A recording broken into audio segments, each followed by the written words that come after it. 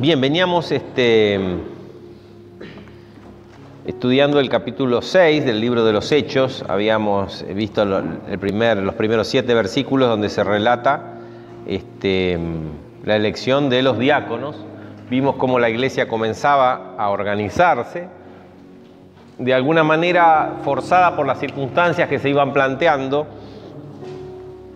y cómo Dios utilizaba, decíamos, las circunstancias, inclusive las miserias humanas, como para llevar adelante sus propósitos en este caso, porque hubo murmuración y unas cosas que uno dice, una iglesia santa y hay murmuración. No, la iglesia está formada por seres humanos y como seres humanos tenemos 1000 defectos, pero lo bueno es que el Señor utiliza nuestros defectos para sus propósitos. Entonces vimos cómo los apóstoles encargaron a la multitud de los discípulos, de los hermanos de la iglesia, que eligieran entre ellos mismos a 7 diáconos. Vimos las características que tenían que tener, que tenían que ser llenos del Espíritu Santo, llenos de sabiduría y gracia delante de sus otros hermanos, es decir, tenían que tener buen testimonio. Así que fueron elegidos 7, y de los 7 vemos que la mayoría eran de ese grupo que habíamos puntualizado, llamado como los judíos griegos o los judíos helenistas, que eran por ahí considerados en general por la cultura y la tradición judía de esa época como judíos contaminados, porque claro, al aprender el griego, al aprender griego y enseñar las letras, porque por eso decían que eran letrados el que aprendía las letras, también se enseñaba y se iba introduciendo principios de la filosofía griega.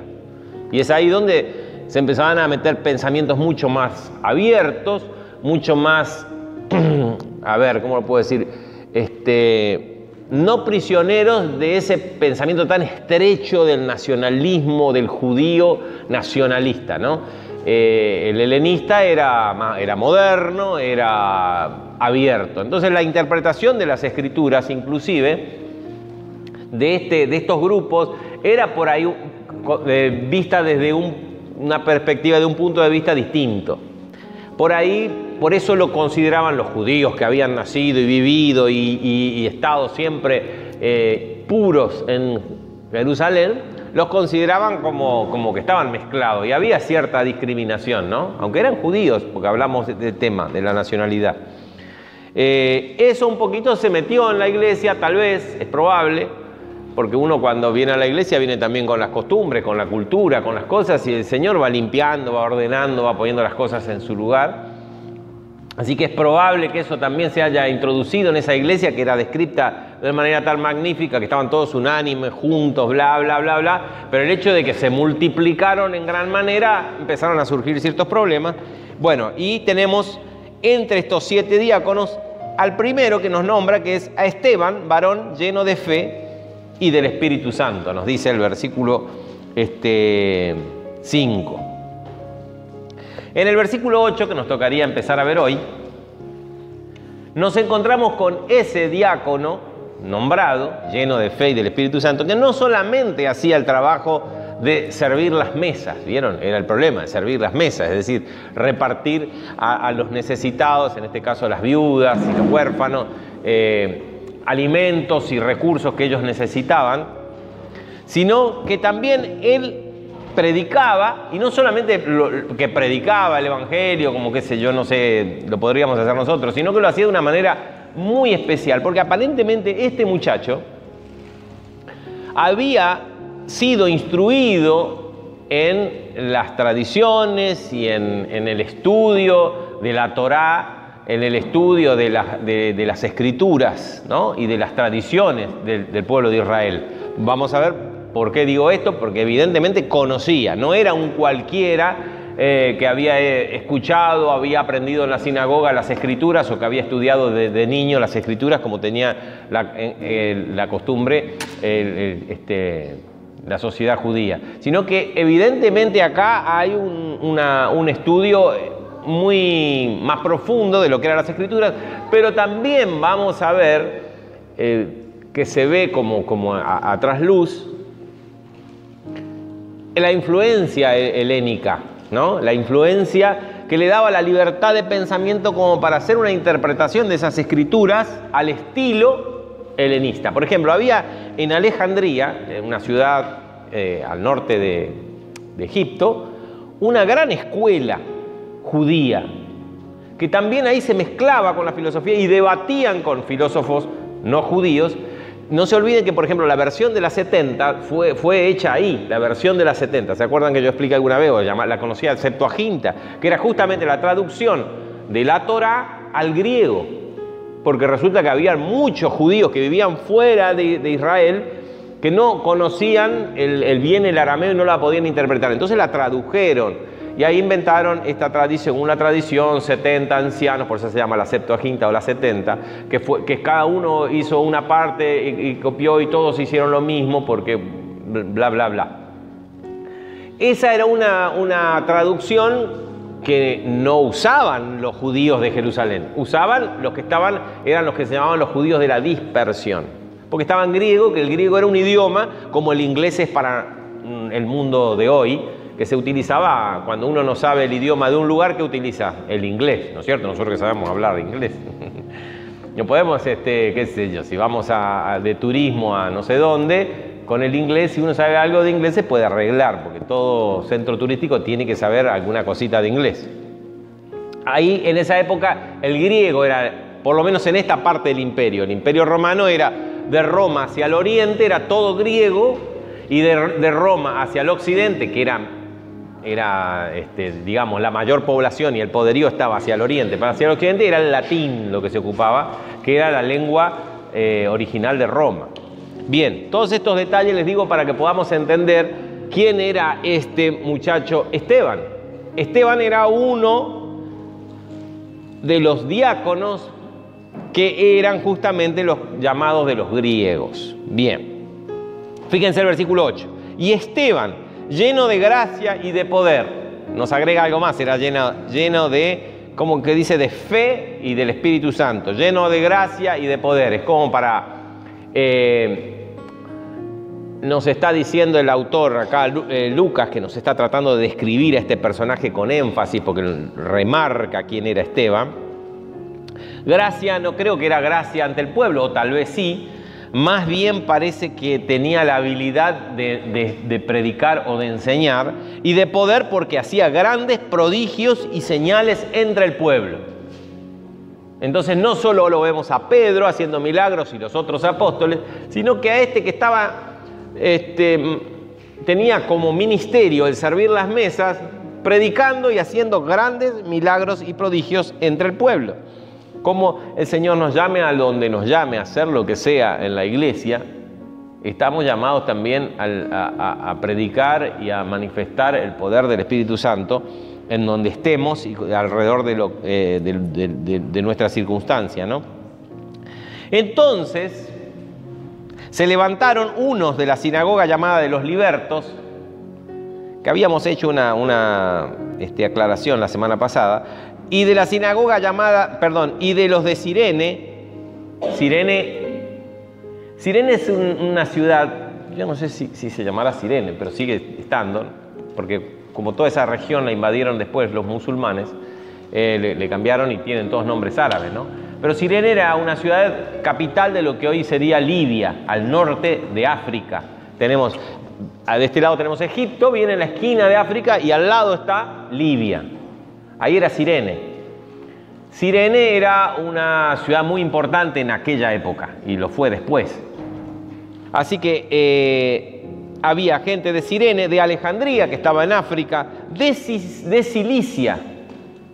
Cilicia estaba en la región donde, por ejemplo, la ciudad natal de Pablo, Tarso, estaba en la provincia de Cilicia, y de Asia Menor, no Asia lo que conocemos hoy, sino Asia Menor, donde hoy sería Turquía. Todos esos lugares que después Pablo evangelizó y todos los apóstoles fueron. Bien, y disputaban con Esteban. Fíjense que estamos hablando de sinagogas, decíamos que contaban hasta 480 sinagogas los judíos en Jerusalén solamente.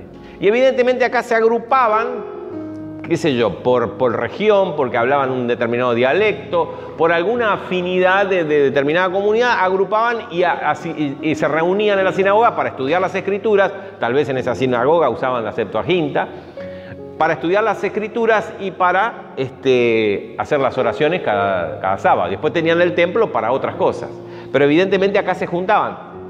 Y ellos disputaban. Fíjense que se está refiriendo a todos judíos helenistas, ¿no? Estamos hablando de los de Cirene, de Alejandría, de Cilicia y de Asia. Disputaban con Esteban, porque estaban en ese mismo, digamos, en esa misma sintonía. No disputaban con los otros judíos, sino con Esteban, porque Esteban hablaba más, tal vez hablaba algún dialecto o alguna cosa parecida de esas regiones. Era uno de ellos, digamos, de los helenistas. Y tal vez discutían, no ideas que tenían que ver con la filosofía, pero sí con la apertura que le daba el libre pensamiento de la filosofía, ¿no? Ellos disputaban. Y si disputaban es porque se hacían esos debates públicos en donde era como una competencia con público, ¿no? Resulta que en todos esos debates Esteban era vencedor, fíjense, pero no podían resistir a la sabiduría y al espíritu con que Esteban les hablaba. El Espíritu Santo no solamente le daba la potencia para hacer milagros, sino que le daba una sabiduría. ¿Y qué se refiere a la sabiduría? El conocimiento de las Escrituras y la interpretación y la aplicación de las Escrituras. Les rebatía todos los argumentos que estos muchachos le planteaban y le querían hacer, con los cuales querían vencerlo en esa disputa de conceptos y discusiones. Entonces, como no podían vencerle, porque él tenía una sabiduría y al espíritu con que hablaba, fíjense que espíritu está con mayúscula, habla que el Espíritu Santo hablaba. Entonces, como no pudieron ganar por las buenas, decidieron hacer el viejo truco de los falsos testigos, lo mismo que utilizaron para tratar de condenar a Jesús, ¿no? Así que dice que sobornaron a unos para que dijesen que le habían oído hablar palabras blasfemas contra Moisés y contra Dios. Esa era la acusación. Entonces había unos testigos, consiguieron unos testigos que tenían que decir, sobornaron, quiere decir que hubo platita de por medio, ¿no? Les sobornaron, mira, ustedes tienen que decir que ustedes le escucharon hablar a Esteban palabras blasfemas, es decir, cosas que eran considerados una blasfemia, un sacrilegio, contra Moisés y contra Dios. Y soliviantaron, utiliza esta palabra la Reina Valera 760, que es alborotaron o incitaron al pueblo, a los ancianos y a los escribas. Hicieron tal lío estos muchachos de estas sinagogas. Fíjense que no se identifica cuántas sinagogas son. No se dice que era una sinagoga por los de Cirene, porque habla de la sinagoga de los libertos, que eran helenistas. Entonces algunos interpretan que en esa sinagoga había grupos de distintos lados, porque eran todos helenistas. Algunos dicen que había 3 sinagogas, 2, no importa. Era ese grupo de judíos que no solamente pagaron falsos testigos, sino que también fueron a denunciar a Esteban al concilio, ¿no? A los miembros del concilio, ese temible concilio del cual habíamos hablado antes. Así que los soliviantaron, los arengaron para que hicieran algo, y arremetiendo le arrestaron y le trajeron delante del concilio. Quiere decir que el concilio les dijo, bueno, tráiganlo, porque si no ellos no iban a hacer esto. Cuando el concilio le dio la veña, el visto bueno, le dijo, bueno, tráiganlo, porque ya el concilio también, con lo de Pedro y Juan, 2 veces, estos muchachos no aprenden, estos muchachos no se calman, siguen hablando lo mismo, cada vez son más, esto se está saliendo de control. Al final el consejo ¿cómo se llamaba? De Gamaliel no sirvió para nada, porque ¿se acuerdan el consejo de Gamaliel? Déjenlo que esto va a morir solo, dijo, si no es de Dios, déjenlo que va a morir solo. No muere nada, cada vez hay más, tráiganlos.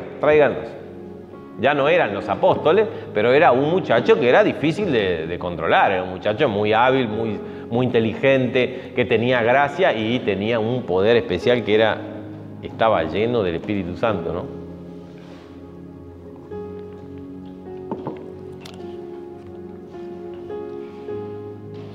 Así que fueron y arremetiendo le arrebataron. ¿Eso qué les hace pensar?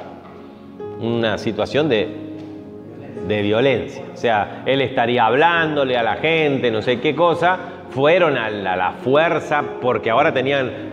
¿Por qué ahora iban con fuerza? Porque tenían el respaldo del concilio. Y le trajeron al concilio. Acá está. Ya le tenían una bronca. Se ve que Esteban les habrá pasado el trapo un par de veces, ¿no? A estos muchachos que se creían sabiondos, les habrá pasado el trapo y no les gustó nada. Así que con bronca fueron, porque podían ir y buscarlos y listo. No, ellos lo arrebataron.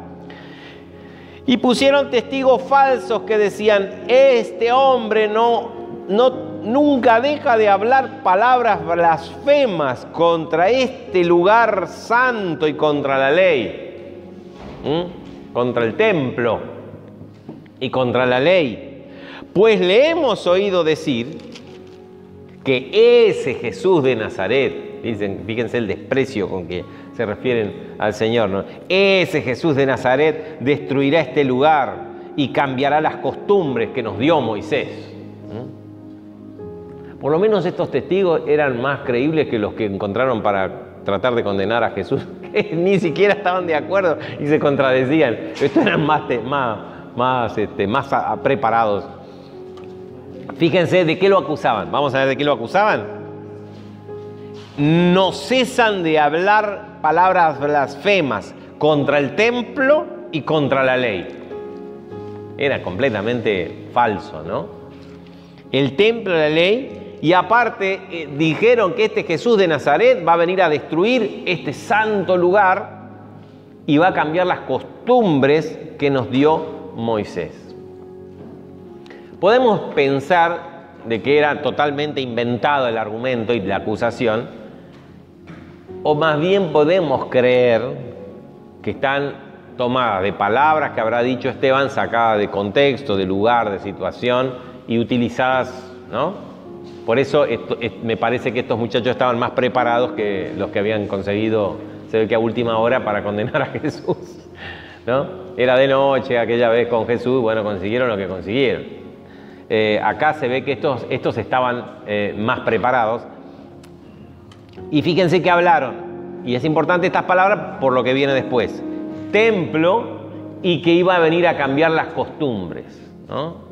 Cuando hablamos del templo, hablamos de la adoración, de todo el régimen sacrificial, de todo el régimen ritual, que era la base del culto judío. Y cuando hablamos de las costumbres, tiene que ver con toda esa tradición histórica basada en la ley, según ellos.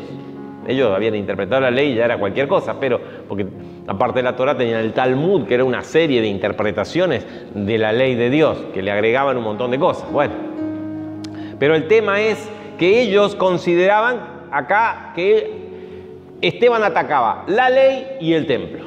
Por eso habla de Moisés. Cuando hablan de Moisés se refieren a la ley de Dios.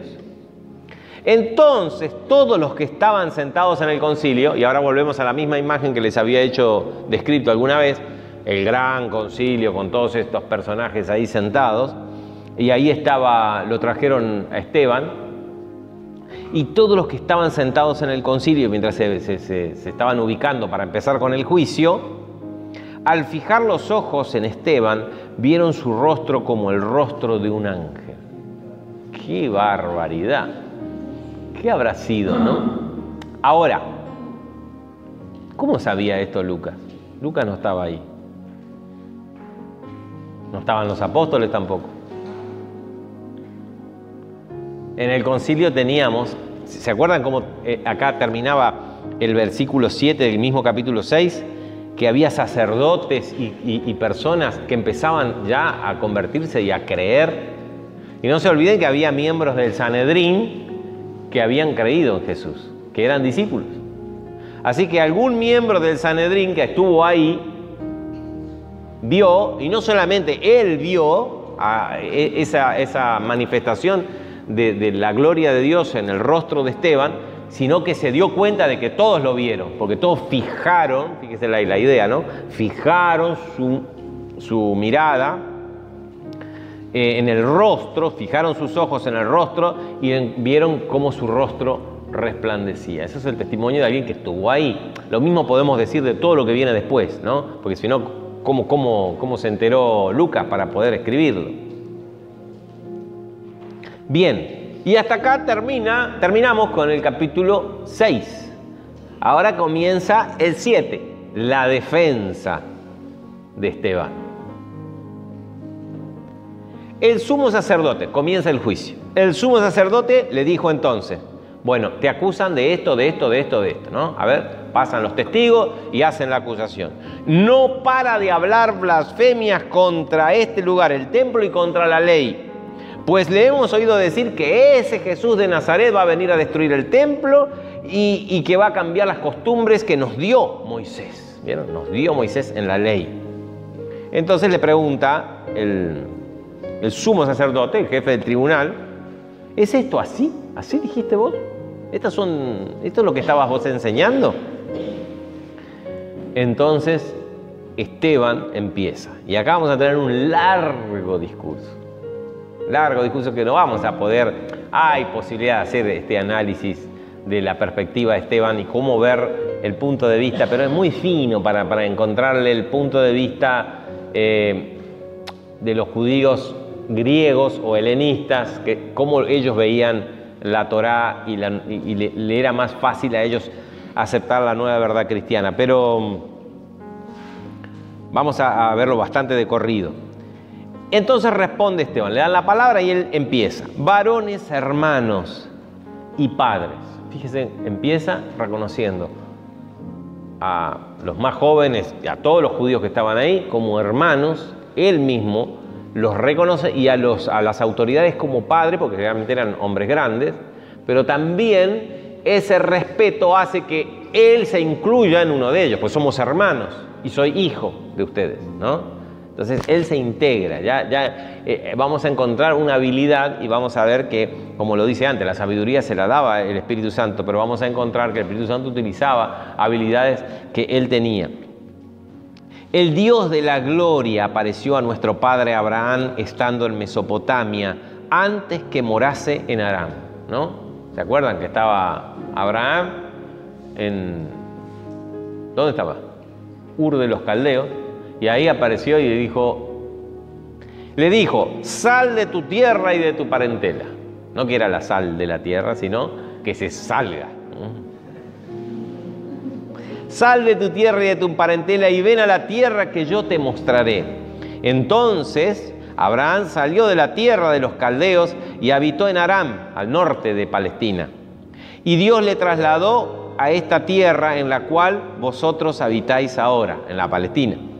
Y no le dio herencia en ella, ni aún para asentar un pie, pero le prometió que se la daría en posesión y a su descendencia después de él, cuando él aún no tenía hijo.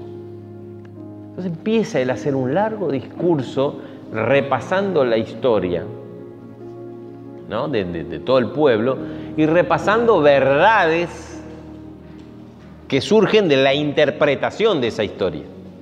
O sea, verdades que todo judío sabía porque era la interpretación de esa historia. Entonces, el hecho histórico, ¿cuál es? Abraham salió de la tierra de Ur de los Caldeos y fue a Aram. La interpretación, ¿cuál es? Dios le dijo, ¿no? Dios le dijo, por eso fue, y después Dios le dijo, por eso se instaló en la Palestina. Dios le dio esa promesa. ¿Me explico? No solo relata hechos históricos que cualquier historiador puede observar, sino que lo que está relatando es el punto de vista interpretativo de esos hechos históricos por parte de las Sagradas Escrituras que todo judío conocía y, por supuesto, el jurado lo conocía. Sus jueces lo conocían. Y le dijo a Dios que le iba a dar, aún no tenía hijo y le había prometido descendencia. Y le dijo Dios así: que tu descendencia será extranjera en tierra ajena y que los reducirán a servidumbre y los maltratarán por 400 años. Mas yo juzgaré, dijo Dios, a la nación de la cual serán siervos, y después de esto saldrán y me servirán en este lugar, en la tierra prometida, en la Palestina.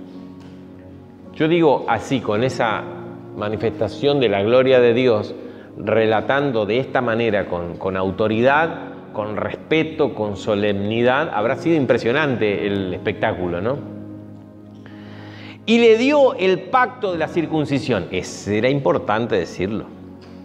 Fíjense cómo Esteban va usando argumentos y va colocando la historia y la va acomodando, porque él va llevando todo su relato hacia un punto que ahora vamos a ver. Le dio el pacto de la circuncisión. ¿Cuál era el pacto de la circuncisión? Que bueno, a los 8 días de nacer, todo varón, para poder formar parte del pueblo de Dios, de ese pacto, tenía que ser circuncidado. Se le cortaba el prepucio, porque era esa la señal de circuncisión. Entonces, por eso, los que no eran judíos eran unos incircuncisos. Es más, si había un no judío, un esclavo, un sirviente en la casa, lo tenían que circuncidar igual, porque si no, un incircunciso era alguien impuro, ceremonialmente, para cualquier judío. Y así Abraham engendró a Isaac y lo circuncidó al 8º día, e Isaac y Jacob a los 12 patriarcas. Importante la circuncisión. Era base, porque la circuncisión era la línea que marcaba a los gentiles de los judíos. Era importante, ¿vieron? Él va remarcando y haciendo notar de que él no está en desacuerdo con las costumbres dadas por Moisés. Los patriarcas, movidos por envidia, y acá vemos esto, vendieron a José para Egipto, pero Dios estaba con él. Y acá empieza a agregarle unos toquecitos, y vamos a ver por qué.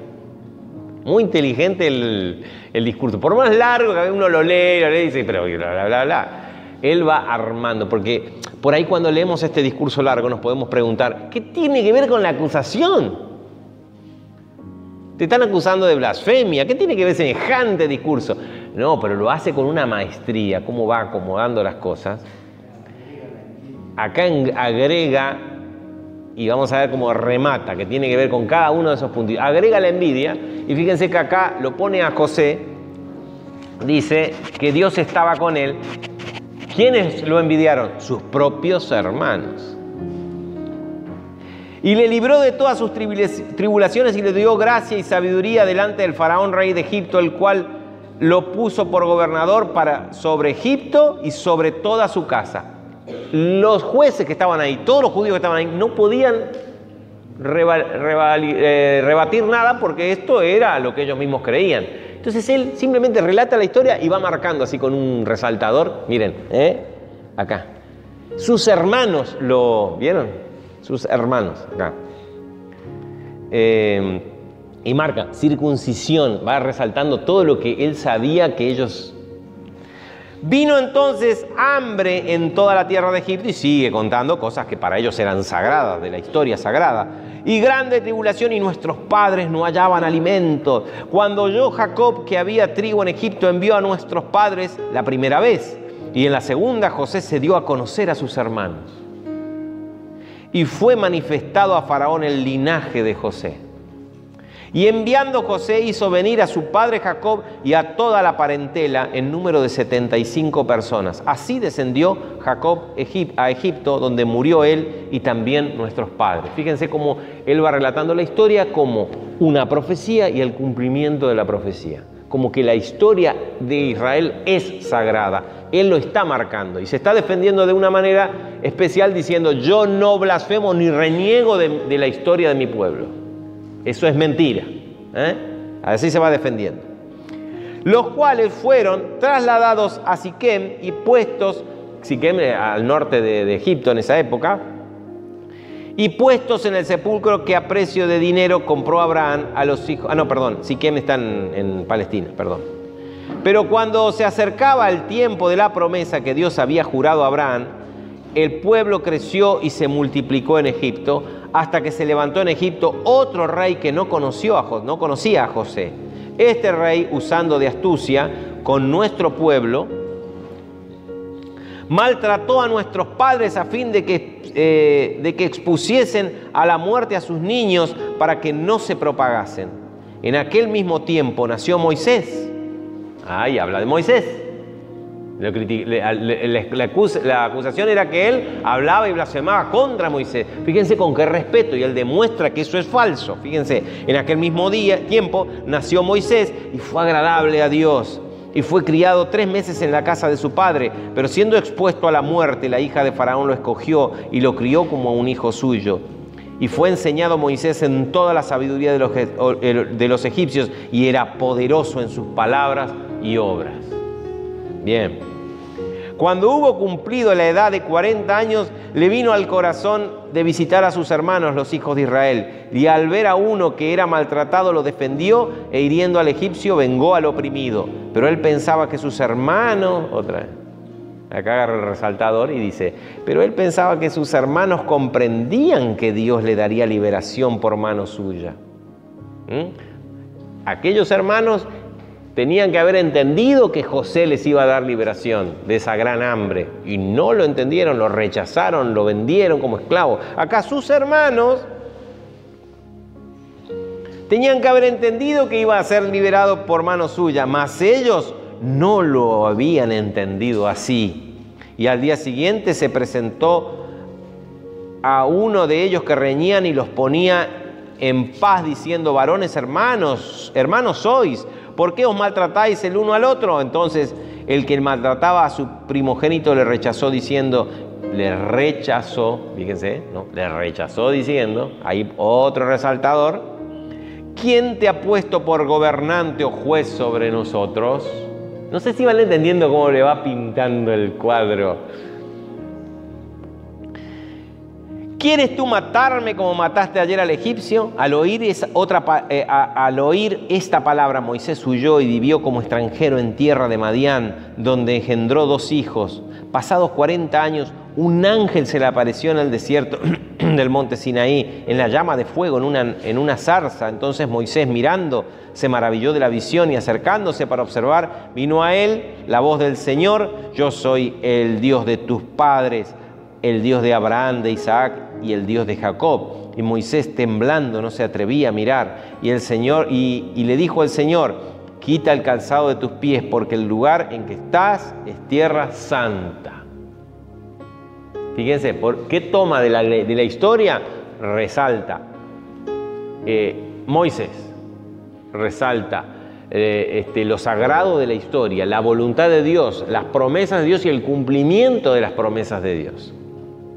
Ciertamente he visto la aflicción de mi pueblo que está en Egipto, y he oído su gemido, y he descendido para liberarlos. Ahora pues, ven, te enviaré a Egipto. A este Moisés, a quien habían rechazado, diciendo, usen otra vez el resaltador, ¿quién te ha puesto por gobernante y juez?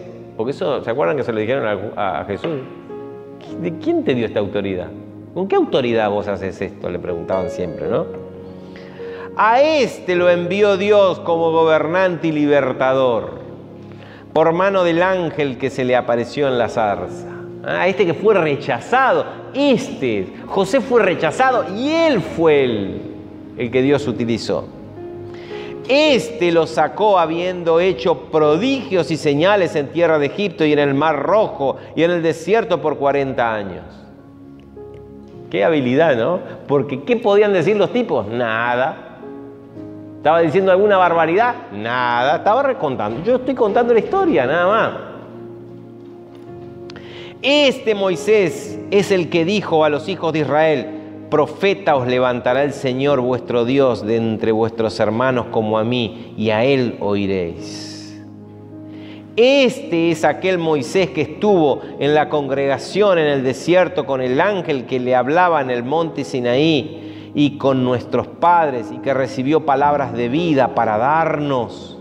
Yo no estoy en contra de la ley ni de las costumbres que Moisés nos enseñó. Al contrario, este Moisés fue el que recibió palabras de vida en el monte.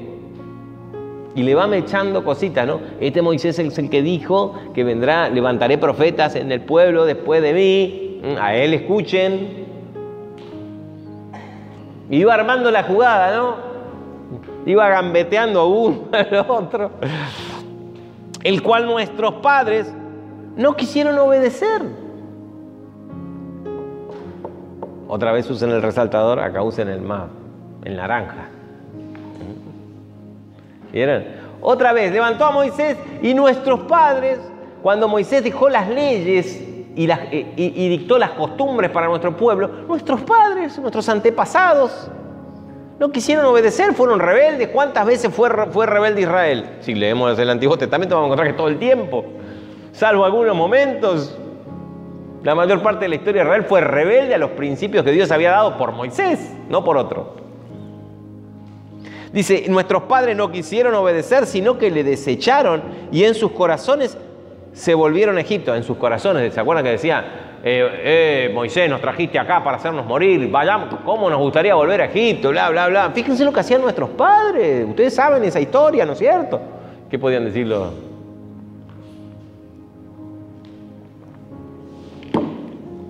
Y cuando dijeron a Aarón, haznos dioses que vayan delante de nosotros, porque a este Moisés que nos sacó de la tierra de Egipto no sabemos qué le haya acontecido. ¿Se acuerdan que estuvo en el monte Sinaí, no volvía? Entonces hicieron un becerro y ofrecieron sacrificio al ídolo y en las obras de sus manos se regocijaron, hicieron la gran fiesta y Dios se apartó y los entregó a que rindiesen culto al ejército del cielo, como está escrito en el libro de los profetas.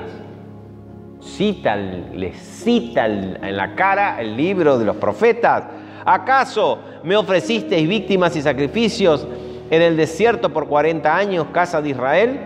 Antes bien llevasteis el tabernáculo de Moloc y la estrella de vuestro dios Renfán, figuras que os hicisteis para adorarlas. Os transportará pues más allá de Babilonia. Claro. Dios le dice que los iba a llevar a Babilonia como pasó, ¿no? Tuvieron nuestros padres el tabernáculo del testimonio en el desierto. Y acá, presten atención porque acá arranca, hasta acá, ¿qué hablamos? De la ley, de Moisés y de lo que le acusaban de que él blasfemaba contra Moisés y contra las enseñanzas de Moisés. Él ratifica todas las enseñanzas de Moisés, nada más que le agrega el detalle, les recuerda el detalle, que todo el tiempo los hermanos rechazaron aquel al cual Dios enviaba para salvarlos, incluso al gran Moisés. Y ahora empezamos a responder la segunda acusación, que hablaba en contra del templo, ¿no? Entonces dice, tuvieron nuestros padres el tabernáculo del testimonio en el desierto. ¿Qué era el tabernáculo? ¿Se acuerdan? Una carpa donde se hacía de templo, porque en el desierto no podían tener templo porque iban trasladándose, así que era una carpa más. Tenía el lugar santo, el lugar santísimo, y bueno, y tenía todo el atrio, el patio, digamos, donde se hacían los sacrificios. Entonces al principio tenían el tabernáculo del testimonio como lo había ordenado Dios. ¿Se acuerdan? ¿Se acuerdan que Dios lo ordenó? Cuando dijo, ¿a quién? A Moisés, al cual ustedes me están hablando, que lo hiciese conforme al modelo que había visto, que le había sido revelado, el cual, recibido a su vez por nuestros padres, lo introdujeron con Josué al tomar posesión de la tierra de los gentiles, ¿no? Llegó hasta acá, hasta la Palestina, donde estamos ahora, a los cuales Dios arrojó de la presencia de nuestros padres hasta los días de David. Fíjense que le está diciendo que en ese entonces Dios moraba en una carpa. ¿Qué les está diciendo? Usted me está diciendo que este templo es sagrado y que hablar de esto, el sagrado templo. Si antes Dios vivía en una carpa. Incluso acá, ¿no? Les dio en el desierto, pero incluso Josué lo metió acá y tuvimos hasta la época del rey David. Es más, durante la época del rey David se celebraban los rituales en el tabernáculo, no había templo. Este halló gracia delante de Dios y pidió proveer tabernáculo para el Dios de Jacob, mas Salomón le edificó casa, recién con el hijo de David. El rey Salomón fue el que edificó el primer templo. Y antes Dios se reveló, hizo un montón de cosas y no había templo. Entonces, claro, imagínense que Esteban decía esas cosas y los tipos le empezaban a quemar ¿no? Porque diciendo el templo sagrado. Si antes no había, hasta Salomón no había templo. Y Moisés y todo lo que tuvieron antes de Salomón, no había templo, era el tabernáculo. Si bien, y le aclara por las dudas, y le cita, ¿no? El Altísimo no habita en templos hechos de mano, como dicen los profetas, como dice el profeta, el cielo es mi trono y la tierra es estrado de mis pies. ¿Qué casa me van a edificar?, dice el Señor. ¿O cuál es el lugar de mi reposo? ¿No hizo mi mano todas estas cosas?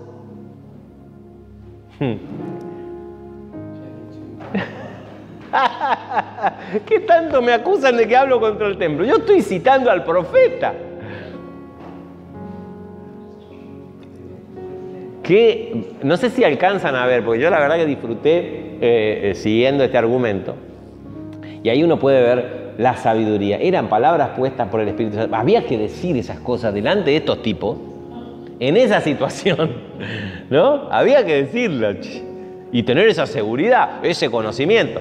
Más allá de que evidentemente Esteban conocía. Por eso les decía que el tipo tenía instrucción en la Torá, en las costumbres, instrucción en su cultura y religión judía, ¿no es cierto? No estaba, pero el Espíritu Santo utilizaba todo eso, acomodaba todo eso al estilo de Jesús, ¿no es cierto? ¿Se acuerdan las argumentaciones de Jesús cuando le venían a cacarear y les planteaba las cosas y los dejaba mudos? Así habrá discutido con los libertos y con toda esta muchachada, y ahora delante del tribunal del concilio que lo podía condenar a muerte, así fue, el tipo se presenta y le argumenta de la misma forma. Y ahora fíjense cómo les dice, inspirado por el Espíritu Santo: cabezaduras, incircuncisos de corazón. Y, uy, esa palabra, uy, si querían insultar a un judío, era incircunciso. Incircuncisos, sí, tienen hecha la circuncisión ahí, pero les dice incircuncisos de corazón y de oídos, quiere decir, no forman parte, sus corazones no forman parte del pueblo de Dios. Eso les está diciendo. Vosotros resistís siempre al Espíritu Santo, así como vuestros padres, así también ustedes. Mamita querida, veníamos bien, ¿cierto? Veníamos bien. Yo creo que con el tipo brillándole la cara, contando con vehemencia, con solemnidad, toda la historia, la historia sagrada para ellos, es como que se habían calmado, eran como leones, ¿viste? Que respirando así. Y cuando parecía que habían calmado las bestias, les dice semejante barbaridad, ¿no? Yo creo, dice algunos intérpretes, haciendo comparación con los discursos de Pedro, los dos que pudimos ver al principio, vieron que más o menos era el mismo esquema. Hablaban de las tradiciones, de la historia, la venida de Cristo y cómo después Pedro los acusaba de que ellos eran los entregadores y matadores del Mesías y después los llamaba al arrepentimiento. Entonces dicen muchos intérpretes que tal vez Esteban tenía en la cabeza de hacer lo mismo, porque se ve que ese era el mecanismo de predicarle al judío. Hacer de todo el seguimiento histórico de las promesas, las profecías y el cumplimiento de las promesas hasta llegar a Cristo, acusarlos de haber conspirado o participado de la muerte del propio Mesías prometido y a partir de allí, compungido corazón, llevarlos al arrepentimiento. Pero nada más que acá estos tipos eran témpanos. ¿Qué vas a llevar al arrepentimiento? Se ve que acá ya se dio cuenta que no iba a llevar a nada y le dijo lo que había que decir. Fíjense, ¿a cuál de los profetas no persiguieron vuestros padres? Y acá ya no son hermanos ni padres, no es padre mío, vuestros padres. A ver, ¿a cuál de los profetas? ¿Y a cuál no mataron a los que anunciaron de antemano? Fíjense, le había dado el ejemplo de José, de Moisés al principio, de Moisés después que tuvo la ley. Dice, ¿y a cuál no y mataron a los que anunciaron de antemano, los profetas, ¿no? A los profetas que anunciaron de antemano la venida del justo, del Mesías, de quien vosotros ahora habéis sido entregadores y matadores. Bueno, si esto tenía la intención de que ellos se compungieran de corazón, no lo logró. Porque les dio demasiado de frente, ¿no es cierto? Menos mal que nos aclara que él hablaba por el Espíritu Santo, porque si no yo hubiera dicho, che, te equivocaste, Esteban, venías muy bien y le pifiaste feo. pero evidentemente el Espíritu Santo quería eso, porque el final que viene ahora, tan triste para nosotros, era la voluntad de Dios. Ustedes, el justo, y ellos sabían que se referían al Mesías, porque era uno de los títulos del Mesías, de quien vosotros ahora habéis sido entregadores, porque lo entregaron a los gentiles, y matadores, asesinos. Vosotros que recibisteis la ley por disposición de ángeles, que tuvieron ese privilegio y no la guardasteis. Oyendo estas cosas, se compungieron de corazón, dicen, no, se enfurecían en sus corazones. Y crujían los dientes contra él. Uy, carancha. Y acá la remató. Acá hizo la gran Jesús. ¿Vieron? Cuando Jesús estaba en el juicio y fue al juicio Jesús y resulta que ni los testigos, que todo era, lo decía la ley de Moisés, todo problema tenía que ser dirimido en base a testimonios. Tenía que haber 2 o más testigos. Los testigos contra Jesús fallaron, porque no sé si eran un par de borrachos que juntaron esa noche o quiénes eran, pero se contradecían entre sí. Entonces, no tenían con qué argumento acusarlo a Jesús. Jesús se autoincriminó diciendo, sí, yo soy. Y verán al Hijo del Hombre descender en las nubes del cielo. ¿Se acuerdan? Dijo, ¿qué más? Acá está, listo, ya lo dijo, lo confesó. Jesús confesó. Listo, porque era la hora. A ver. Entonces acá parece como que hace lo mismo, pero Esteban lleno del Espíritu Santo, lleno, en ese momento Esteban estaba teniendo una experiencia sobrenatural impresionante, en medio de esa situación que eran lobos rapaces, puestos los ojos en el cielo, vio la gloria de Dios. ¿Cómo sabemos, no? Esto, ¿cómo sabe Lucas para escribir que lo que vio? Y a Jesús que estaba a la diestra de Dios, porque lo dijo. ¿Cómo lo saben? Porque lo dijo Esteban. Entonces algún testigo escuchó lo que Esteban dijo. Y dijo, he aquí veo los cielos abiertos y al Hijo del Hombre que está, hay versiones, traducciones que dicen parado, a la diestra de Dios. Como que estaba en pie a la diestra de Dios. Estaba a la diestra de Dios, quiere decir que estaba cogobernando con Dios. Es decir, ese Hijo del Hombre, según, fíjense, el profeta Daniel, evidentemente se refería, fíjense lo que decía el profeta Daniel, capítulo 7, verso 13, dice, y miraba yo en la visión de la noche, y he aquí que con las nubes del cielo venía uno como un hijo de hombre, que vino hasta el anciano de días, y le hicieron acercarse delante de él. ¿No? Entonces él está viendo a Jesús, porque Jesús se hacía llamar el Hijo del Hombre, y saben que se está refiriendo al Mesías. Entonces de repente Esteban lo vio y lo dijo en voz alta, porque lo vio, pues estaba viendo eso. Miren, estoy viendo, nadie veía nada, pero él sí, estoy viendo a Dios, el trono de Dios, y al Hijo del Hombre sentado a la diestra de Dios, que está sentado a la derecha de Dios. Entonces ellos dando grandes voces, ahí se acabó el juicio, se acabó el orden, no alcanzó a ver ni sentencia, ni bajaron el martillo diciendo lo condenamos, nada. Se armó, era tal la bronca, les había metido cuchillos por todos lados, con una habilidad en el uso de la palabra, en el uso de la historia, del conocimiento. Con razón, estos libertos y estos tipos ya no lo aguantaban más. Con razón le tenían bronca y lo denunciaron, porque era tremendo este muchacho. Era dificilísimo, no se podía hablar con él porque te pasaba el trapo en la cara. Entonces ya se pudrió todo el orden ahí del juicio este. Dice que arremetieron contra él. Fíjense, grandes voces, a los gritos y con los oídos tapados, no querían escuchar más nada porque esa palabra les torturaba. Qué bárbaro, ¿no? Cómo la misma palabra, el mismo esquema que podemos ver en los discursos de Pedro, provocó en ciertas personas arrepentimiento y acá provocó odio, se tapaban los oídos para no escucharlo, ¿no? Entonces, a veces tenemos que tener esa comprensión Cuando llevamos la palabra, cuando le hablamos al otro, nosotros queremos ya, dale, queremos meterle, ¿no?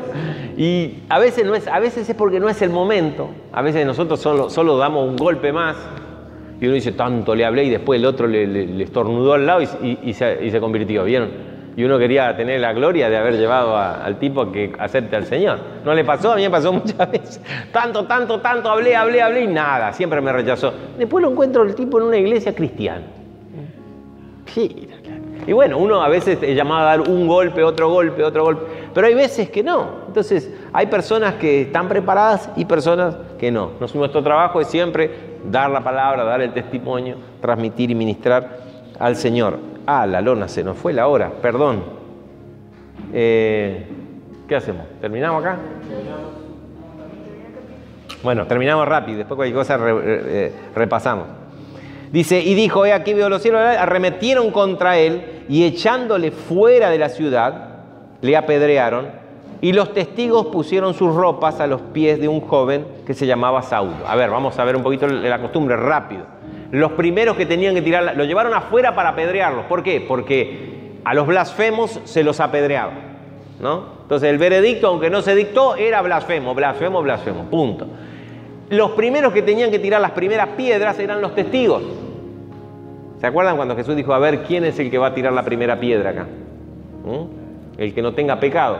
Bueno, acá los testigos, y se sacaban las ropas, digamos las ropas, no que quedaban desnudos, se sacaban la túnica, lo que les molestaba, porque tenían que tirarle buenas piedras, porque ahí lo desmayaban y después tenían que apedrearlo hasta que quedaba una montaña de piedras sobre esa persona, ¿no? Esa era la costumbre.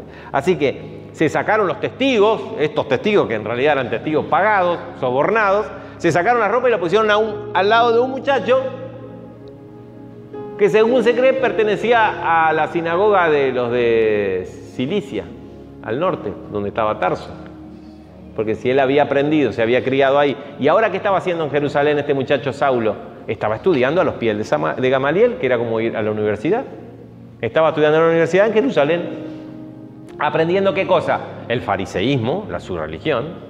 Era fariseo. Él estudiaba a los pies de nada más y nada menos que el gran maestro Gamaliel, el que había dado el consejo, ¿se acuerdan? El gran sabio, el que dio el consejo ese de que esperemos, no hagamos nada, qué sé yo qué cosa. Bueno, así que Pablo era un estudiante universitario que estaba ahí y participaba seguramente en una de esas sinagogas de los helenistas, porque él era nacido en Tarso, no era nacido en Israel. Él era un helenista, igual que había sido Esteban antes de convertirse. Dice, y apedreaban a Esteban mientras él invocaba y decía, Señor Jesús, recibe mi espíritu. Estas cosas los escuchó la gente. Siempre se llamaba testigo, el pueblo estaría ahí de testigo.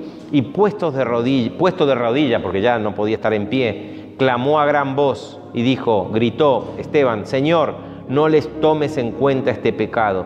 Y habiendo dicho esto, durmió. Qué lindo, ¿no? Durmió. Fue asesinado, brutalmente asesinado, porque no hubo ni sentencia acá. Fue asesinado. Pero, ¿cómo lo dice, no? La muerte de los santos durmió. Durmió en el Señor. Qué misterio, y lo vamos a ver otra vez la semana que viene. Qué misterio es la voluntad del Señor, pero qué misterio es la soberanía de Dios, ¿no? ¿Saben qué? Ese Espíritu Santo que tenía Esteban, lo tenemos nosotros, Lo vuelvo a repetir porque la verdad que a mí me emociona. Lo tenemos nosotros. Es la promesa del Padre que hemos recibido. Está adentro. Hay que darle espacio, a darle lugar, que Él trabaje para que nos vaya transformando. Y así, otra cosa, así como Esteban se capacitó y el Espíritu Santo después utilizó esa capacidad de Esteban, nosotros también tenemos que capacitarnos. Bien, oramos entonces.